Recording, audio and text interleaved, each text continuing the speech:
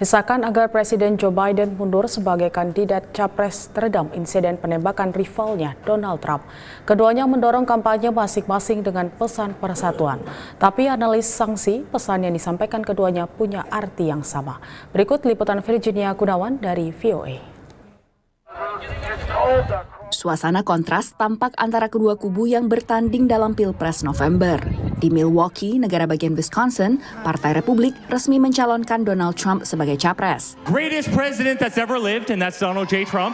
Jauh dari kemeriahan konvensi partai, di Washington DC, petahana Presiden Joe Biden mendesak rakyat Amerika menurunkan tensi politik setelah percobaan pembunuhan terhadap Trump akhir pekan sebelumnya. Kepada Lester Holt dari NBC, Biden mengatakan ia masih berbeda pendapat sengit dengan Trump, termasuk retorika lawannya itu yang disebut Biden sering menyulut emosi massa. Tapi saat ditanya akankah penembakan mengubah perimbangan dukungan dalam Pilpres, berikut jawaban Biden. I don't know, and you don't know either.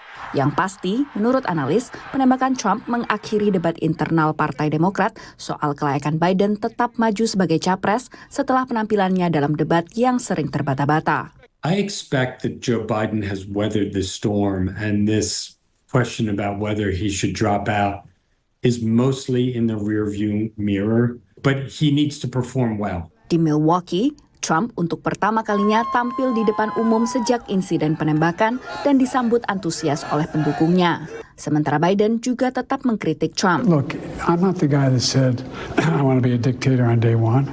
I'm not the guy that refused to accept the outcome of the election. I'm not the guy who said that won't accept the outcome of this election. Beragam survei terkini menunjukkan dukungan relatif berimbang bagi kedua capres, termasuk di negara bagian kompetitif. Survei The New York Times dan Siena College bahkan menunjukkan kompetisi sengit di negara bagian yang dulu tidak kompetitif seperti Virginia dan Pennsylvania. Menyusul penembakan terhadap Donald Trump di Pennsylvania, baik Presiden Joe Biden maupun mantan Presiden Donald Trump menyerukan agar warga Amerika tetap bersatu. Sejumlah tokoh partai dan pejabat juga mendesak warga maupun tokoh politik untuk menurunkan tensi dan retorika politik yang kian memanas mendekati Pilpres November.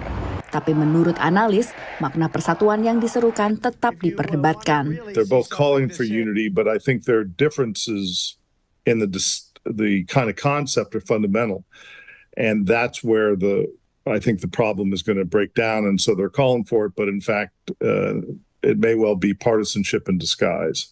Pilpres tinggal sekitar 3,5 bulan lagi, dan setelah konvensi Partai Republik di Milwaukee, giliran Partai Demokrat menggelar konvensinya di Chicago pada bulan Agustus mendatang. Dari Washington DC, Virginia Gunawan dan tim VOA.